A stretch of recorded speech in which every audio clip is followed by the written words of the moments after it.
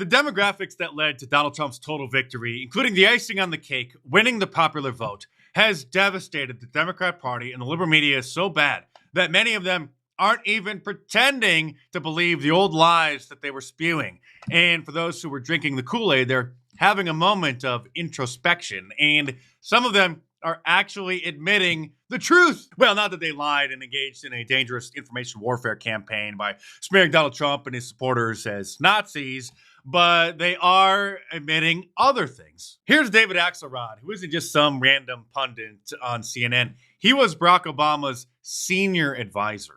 Well, you've heard me over the last few days. I do have concerns about the way the Democratic Party relates to working class voters in this country. The only group that Democrats gained with in the election on Tuesday was white college graduates, and among working class voters, there was a significant decline. The only group they Democrats won among were people who make more than $100,000 a year. You can't win national elections that way, and it certainly shouldn't be that way for a party that fashions itself as the party of working people. So I think he has a point. That's right. They're now the party of the woke Ivy League elites and those who don't want to work, because the Democrats will take tax dollars from average, ordinary, middle-class Americans and then give it to those who are too lazy to work and the illegal aliens who flooded and invaded our country by the millions. There is sexism, there's racism. All of that is true. But I also think there is a real question I hope people start looking at about who people are listening to. In my view, there was an over-listening to and an over-lifting up of people who left Trump, not people who left the Democratic Party. The people who left the Democratic Party are the people who are going to win in the future. The people who left Trump, the never-Trumpers who have important voices and that is not the winning coalition. And I think that is a takeaway. You mean Orange Man Bad 24/7 wasn't a winning platform? Here's MSNBC's Joe Scarborough sounding surprisingly like a normal talk show host, although we shouldn't give these people too much credit because their Trump derangement syndrome is most likely just in remission, and at some point in the not-so-distant future, most likely in January or February, sometime early next year, it will come back. A few weeks ago, 3 weeks ago, somebody who was going to be voting for Kamala Harris came up to me and said, "Oh, my God, Trump's going to win." I go, "Why is that?" He goes, I went to the grocery store. Butter's over $3. I kind of laughed and I said, I don't pay attention to the price of groceries. I'm an MSNBC host. I'm loaded. Well, that's kind of reductive, isn't it? Said it to myself. To him, I smiled and I said, "Good point." You lied, as usual. But it actually, everything we're hearing after the election is, I'm just saying. Wait for it. Listen to his wife, Mika, who is his co-host. $7. What's that?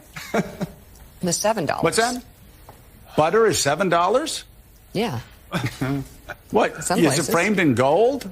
Yeah, what kind of butter?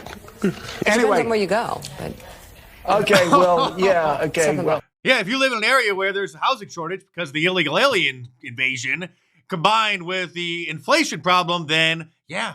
Anyway, my point is this, Willie. The rent is too damn high, and this guy was saying the cost of butter is way damn too high. Yeah. And so I thought it was a bit reductive. It ended up being just the point that if you look at the cost of groceries, if you look at the cost of gas, if you look at the cost of things compared to 4 years ago, it was a very simple answer for working class Americans. Yeah, Joe, but that's still only part of it. Combine that with the illegal alien invasion and the insane wokeness of the Democrat Party and their DEI candidate who couldn't even answer a simple policy question. It all makes sense. Stay tuned because there's plenty more to come in this video, but real quick, if you want to save 20% off any of my shirts at markdice.com this weekend, use the promo code VICTORY at the checkout. If you want to get started early on your Christmas shopping because Black Friday is just around the corner, and get your Donald Trump in the Matrix shirt, the classic Fight, Fight, Fight shirt, Trump Mafia shirt, Teflon Don, any of my Austin designs, all available in a t-shirt, long sleeve, and a hoodie, and many in a whole bunch of different colors as well. So head on over to markdice.com or click the link in the description below. Enter the promo code VICTORY at the checkout to save 20% off this weekend, and check them out. This CBS News anchor who's been on the verge of tears for the last few weeks because the race has been so close finally had a light bulb go off in her head. Any country I have ever covered anywhere in the world, people vote on the 3 feet in front of them and the kitchen table they sit down at every day. And the economic issues are just so fundamental, and the experience of that. And, you know, Nora, you said earlier, maybe we overfocused on grocery prices. I think. No, you overfocused on wokeness. You overfocused on supporting an invasion and sucking American tax dollars out of our pocket and giving it to people who shouldn't even be here. You know, Donald Trump campaigns saying he's going to lower the price of bacon. The president of the United States has nothing to do with the price of bacon. Or eggs, for that matter. Or eggs, or any of it. But it's promising. Gas. I get you're uncomfortable. Even if you can't lower the prices of those things, and if you can't have any impact on inflation because of the Federal Reserve banking cartel, what he can do is put more money in our pocket at the end of the month by lowering our taxes, by not giving it away to criminals who invaded us. Even though the head of the Federal Reserve and those guys, you don't quite know what they do back in Washington, but they're making your house more expensive because they're hiking up more, you know, you don't get that. You don't get the national number where Joe Biden's telling you, look, inflation is moderating and coming down. It's not lowering. The price of increase is slowing. But you understand your grocery cart or your gas. Look at how devastated she is. And that personal experience just seems to be what at least people are using to justify their vote for Donald Trump when they're citing the economy. Her voice is cracking because she's so distraught. And thankfully, Bill Maher, whose Trump derangement syndrome was only fairly moderate. It would rear its ugly head every now and again, but other times he would make sense and has been countering the Democrat Party's wokeness for many years now. Even he appears to be in full remission. You can't scream about democracy and then have a guy run the table like this and not say, well, it's a mandate, right? Is that right or wrong? Is it a mandate? Yes. Yes, and the liberal media needs to apologize for what they've done. The Democrats need to apologize, and they need to be punished. We can't just forget and move on and be like, oh, well, that was a tough election. No, this wasn't just typical mudslinging. This wasn't typical partisanship. What they did was beyond immoral. It was evil. It was dangerous. I saw Kamala was on Saturday Night Live, as the losing candidate often is. It worked so well for Hillary. Let's run that back. And it just made me think, I'm sure every single member of the Saturday Night Live cast was a Harris supporter. But what if one of them wasn't? What if one of those cast members was for Trump? Would they have felt comfortable saying so? I really don't think so. They would be fired. They would have had to keep it to themselves. That's not a good place for us to be. I remember when, and that happens even more on the left. It only happens on the left, but thank you for pointing that out, sir. Jon Stewart, who basically went into semi-retirement in 2015, stepping down from the host of The Daily Show, returned in the run-up to the 2024 presidential election as their part-time host, and has just re-signed his contract through 2025, had also a fairly reasonable response to the total victory. We were prepared for all scenarios. In each one of those scenarios, it was, how is Donald Trump going to finagle his way back into the way? How is he going to use undemocratic principles? What measure of intimidation and underhanded shenaniganery will this man use to worm his way back into the Oval Office? And it turned out he used our electoral system as it is designed. And in that moment, I thought, well, I'm not sure we have a team of lawyers for that. Yeah, you can't stop him, even though Jamie Ratskin did say that they're going to not certify him on January 6th, claiming the 14th Amendment violation because Donald Trump engaged in insurrection, even though he never was charged with insurrection. There was no insurrection. The January 6th protest was a mostly peaceful protest by Black Lives Matter standards that did get a little out of hand by some people. Quite a different response compared to Jimmy Kimmel, another self-proclaimed comedian over on ABC. It's more than half of this country voted for the criminal, still trying to figure out what happened. Well, take your time, sir, because we're going to enjoy every minute of it. And I sure hope that MSNBC doesn't fire contributors like this, because they're the only reason that the networks are worth hate watching.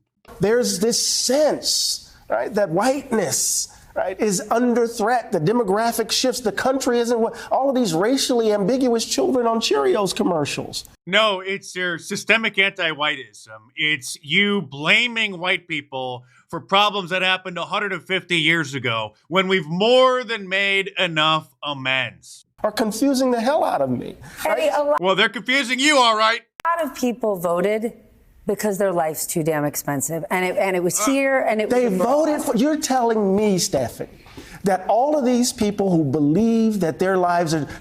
She can't believe it. She's like, listen, we can't keep up this charade any longer. Let's just admit what really happened. You're telling me, Stephanie, that all of these people who believe that their lives are... that bread is too high and eggs are too high, that they voted for a convicted felon, a guy who said we can grab the pea. I think that a lot They of people, voted for this listen, guy. I'm not defending it, but I think there are tons of people that don't pay attention to, and I'm not defending it, don't pay attention to politics at all. No, they don't pay attention to liberal lies, liberal propaganda. Or they watch people like me who dedicate their time to debunking it. Life's not fair. I'm not doing well. My son's still living in the basement. I can't seem to get a job. I don't like the status quo. I'm voting for something else, and he was the person. I love you to life. I love you. But I do not believe that. I cannot believe that.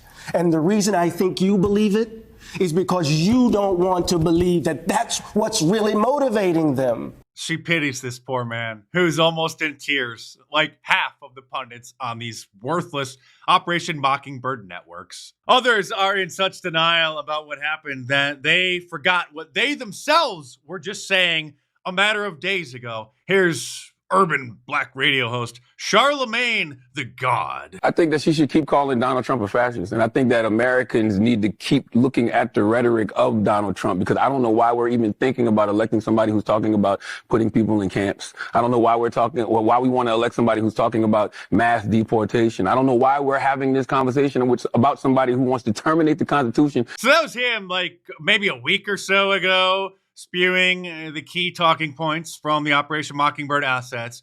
And now this is him post-election. Don't y'all find it strange that now that he's won, they're not calling him a threat to democracy? They're not calling him a fascist? I mean, damn, on Monday... They're not calling him anything. They? You mean you? On Monday, they was just calling him that. I would think that, you know, if you really believe... You just called him out like a week ago. Believe that, then somebody's speech would be about how America effed up and how things are about to be really bad. He's the most powerful man in the world now. It just makes you wonder how much of it did they really believe, or how much of it was just politics. This is what happens when the Democrats drink their own Kool-Aid. This man is far too dumb to try to pretend like he didn't say those things. I really believe that he is in such denial that he forgot that he said them. And thankfully, this CNBC host, which is like the financial channel, isn't going to let Anthony Scaramucci, who is a Trump turncoat and try to throw Trump under the bus, forget all of the nonsense that he has been spewing. You're a Republican, and you saw that all the different policies that she was talking about are anathema to what you thought your whole life, and yet you went along with it. Do you ever eat any crow, or not even a little crow wing, really like a little capon? Just give me a little bit, Anthony, about how wrong you were. Joe, first of all, I immediately put out a congratulatory tweet. They won, we lost, in the immortal words of Barry Diller when he lost a Paramount deal. Next, Joe, what would you like me to do? Do you want me to get on bended knee before you? No, I thought you were going to start that it's going to... That's not even what America is about, Joe. We have a violent disagreement about lots of things related to Trump's personality. I'm sure that we can all agree that Donald Trump has some personality flaws, many of which I personally find quite hilarious, but he can be his own worst enemy. But you, sir, were part of the information warfare campaign against him, and you can't even admit it or apologize. I played this clip the other day, but it's worth a repeat because this is a piece of history. This is one of those former Trump administration officials who was a turncoat, now trying to tell the old bags on The View what really happened, but they're in such denial and so delusional, they're not having it. And finally, we talk a lot about these different demographics and these assumptions of where they're going to go. Latinos in Texas, a district that's 97% Latino, went 75 percentage points for Donald Trump. Why? Misogyny. It's on the border. It's the border misogyny. crisis is on their doorstep. And they were begging people to care about it for years. We need to take some lessons. That's what that was. The lessons are Misogyny and sexism. Look at how disappointed she is. She's literally finally coming clean about what actually happened, and they're just not listening. Who's there? Oh my gosh, it's Whoopi. And then Whoopi has to cut her off and just complain and continue down that false narrative that it was racism and sexism. And even though there is a popular book out about how to lie with statistics, CNN's senior pollster, Harry Enton, is a pretty straight shooter when it comes to the numbers, and he laid it out as it was. The breadth of the improvement that Donald Trump had. Holy Toledo. All right, Trump gained ground in 49 states and the District of Columbia compared to 2020. I went back through the record books. When was the last time a party gained in so many different places? You have to go all the way back to 1992 when Bill Clinton improved upon Michael Dukakis's performance in 49 states, plus the District of Columbia. The bottom line is no matter where you looked on the map, Kate Baldwin, no matter where you looked, Donald Trump was improving on where he did 4 years ago, except for Washington State. It is no wonder that at this particular point, he looks like he's going to be the first Republican to win the popular vote since George W. Bush back in 2004. Yeah, how you like them apples? And how would you like to save 20% off of any of my shirts this weekend from markdice.com? Well, you can by using the promo code VICTORY at the checkout. So order your Cat Lives Matter shirt. Donald Trump in the Matrix, Trumpomania, Trump fight, Teflon Don, or any of my awesome designs, all available in a t-shirt, long sleeve, and a hoodie, and many and a whole bunch of different colors as well. So head on over to markdice.com or click the link in the description below. Enter the promo code VICTORY at the checkout to save 20% off this weekend, and check them out.